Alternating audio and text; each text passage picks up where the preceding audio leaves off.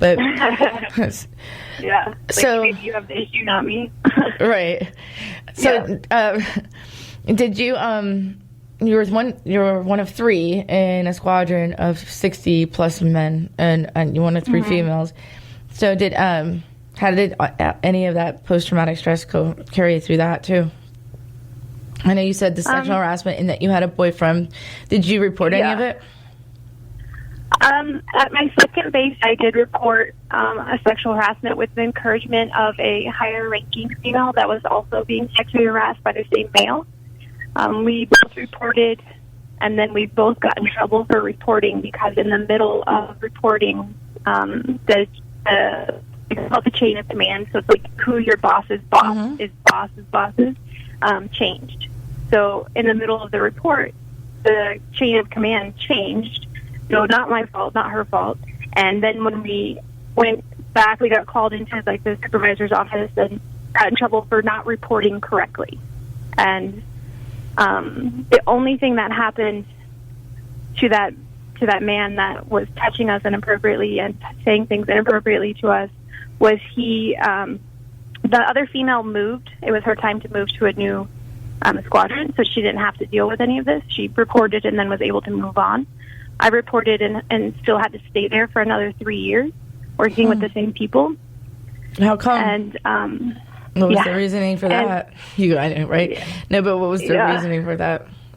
For her moving? It was just her time. Why did you have to stay for 3 years? Because that was my time.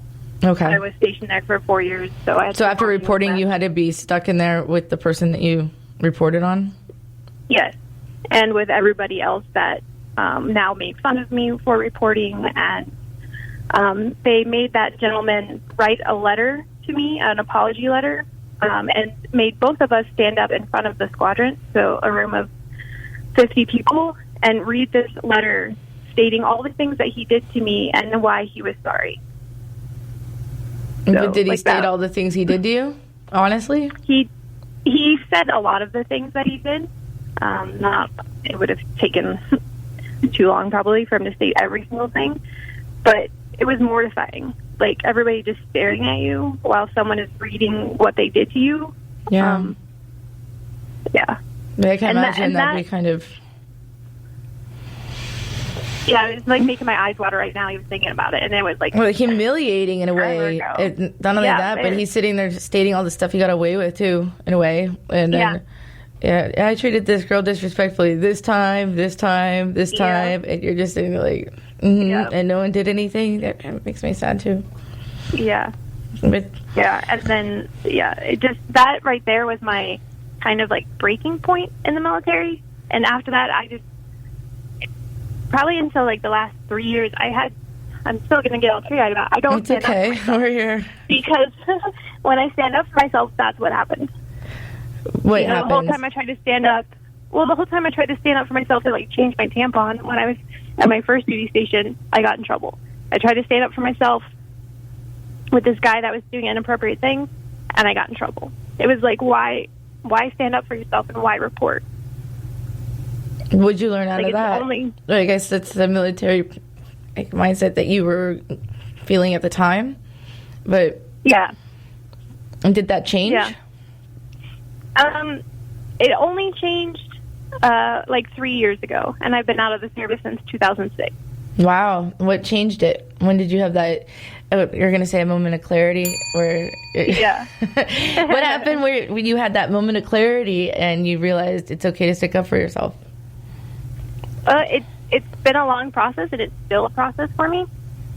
But I had a service dog who passed away when I moved to Alaska, and it was very quick and sudden, and he was young, so it took me down, and I was very depressed and couldn't eat and couldn't do anything. And a friend of mine recommended this veterans program called No Barriers, and they take disabled veterans out into the wilderness to help them reconnect with themselves and other veterans.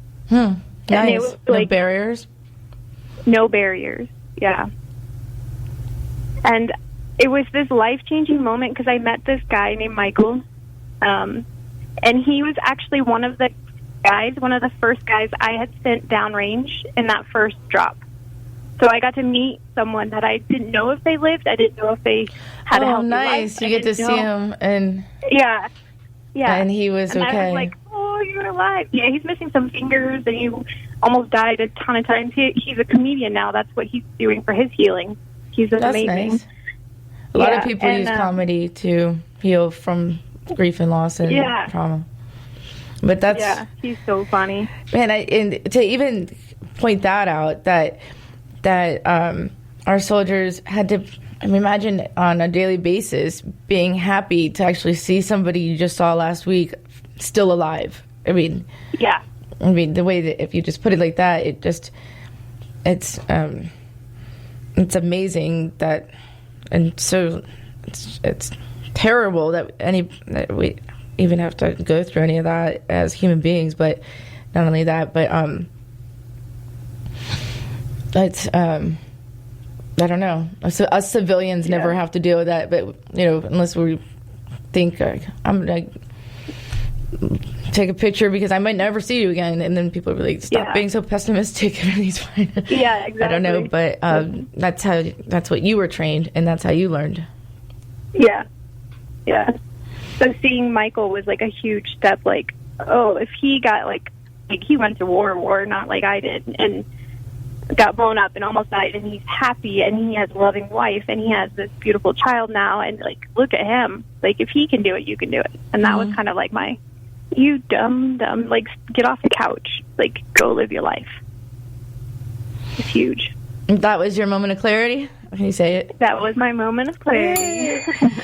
So, yeah, because you saw someone that was sent out just like the rest of them. He came back okay, and minus he survived. We'll just put it that way. And then now does stand-up comedy. You go from that to stand-up comedy. It's kind of, that's a whole nother show. How do you get from that to? I wonder if he's like, you know what else happens in the military? Like, one of his jokes is like, if you want a hotel, stay in the Air Force. That's the one thing I learned today. If you want to sleep in a tent, join the Army. If you want to sleep in a hotel, join the Air Force. Join the Air Force, yeah. Learn something new every day. So I'm going to welcome callers again, 866-826-1340. Join us live, 866-826-1340. So welcome to call in and give feedback. And we're live till 1. So go ahead, Rachel, what were you saying? Yeah. I'd say, like, then that was, like, my start, my healing path, really. I've been doing yoga and meditation to that point, but I really dove deep into it after that, and got my IREST integrated. Yeah, you're a yoga instructor, right? Yeah. I'm a yoga teacher. I teach trauma-sensitive yoga. I specialize in working with veterans with disabilities, so if they have brain injuries or missing limbs or trauma-sensitive yoga is completely different than what you would find if you went to, like, a yoga studio with all the girls in their little spandex outfits. Yeah, that's why I don't go to yoga. So anyway, how is it different? It's different. We don't play music because that can be a trigger. We don't touch because that can be a trigger. We don't use Sanskrit, which is the yogic language, because that can be a trigger because it sounds like Arabic, or it can sound like Arabic to some people. And then there's it's supposed to be the sound of compassion. That Sanskrit. Have compassion for my ears. Yeah. No, but So you turned your trauma over, started doing self-care, and found a passion for it. Yeah, for sure. And then I found a type of body work called rolfing, which I now also practice. I want to hear more about that, rolfing. Yeah, so this is a big thing, rolfing, right? Rolfing, yeah. Rolfing. But hold on a second. In Colorado, but not elsewhere. Yeah, so we're going to educate us Floridians about rolfing in just a second, and talk a little bit more about what happened after. And we'll be back with Moments Clarity in just a second. Let's pay a tribute to our sponsors. We will return to Moments of Clarity with Tiffany Warner after these messages. This is the Tan Talk Radio Network. SWAT Roofing would like to share some crucial information that is misunderstood by 60 to 70% of homeowners. Did you know that a damaged roof by hail or wind, in many incidents, can actually lower your premium instead of raising it when filing an insurance claim? After your new roof goes on, many premium-rated companies will want your policy to be with them and will offer the new incentives to get it. SWAT is a debt-free company with over 18 years in the Dallas-Fort Worth Metroplex. We believe in helping you fully understand the interpretation of your policy and the way it can work in your favor. Call today or go online at www.swatcontracting.com, or for a free roof inspection, call 214-449-9983. Hi, this is Tiffany Warner, your host of Moments of Clarity. Living with a mental health disorder is not easy. If you or someone you know are struggling with this, please know it's so important to seek treatment, and I'm here to help. Please visit the website at momentsofclaritywithtiffany.com to view blog posts and resources on this site to help educate and inspire you to take action, because there's no shame in seeking help for mental health. While you're there, please take a few seconds to sign up for my email list. You'll get some extremely valuable educational and entertaining content that can be sent right to your inbox each week. Plus, you'll also get instant and free access to my guide on managing your anxiety. You can also follow me on Twitter at MOC with Tiffany and at Facebook at Tiffany Warner. And once again, the website is momentsofclaritywithtiffany.com. Thank you so much for your support and for listening to your show, because change can only come when we stand together as one.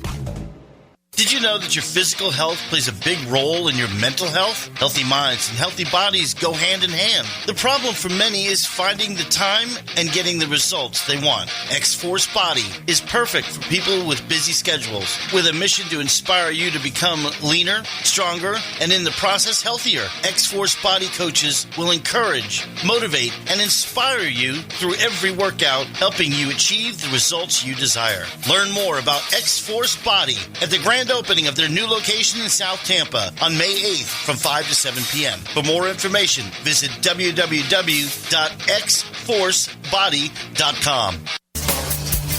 Hi, this is Tiffany Warner, your host of Moments of Clarity. I'd like to give a shout out to musician-songwriter Don Lawson, who wrote, produced, and performed all the vocals and instruments on my Moments of Clarity theme song. Don gained his inspiration as a mental health counselor himself. He's always looking for artists to record his songs, and you can hear more of Don's music at reverbnation.com/Don Lawson. You can also check him out on Twitter at Don Lawson Music. Thank you so much, Don, for your contribution to Moments of Clarity and ending the stigma on mental health. It's awesome. This is the Tan Talk Radio Network. Now back to Moments of Clarity with Tiffany Warner, licensed mental health counselor. To engage in the conversation, call 866-826-1340. Here's Tiffany. Hi, welcome back. And if you're just tuning in, this is Moments of Clarity. I'm Tiffany Warner. I am a licensed mental health counselor, and I'm your host. And happy 4th of July, everyone.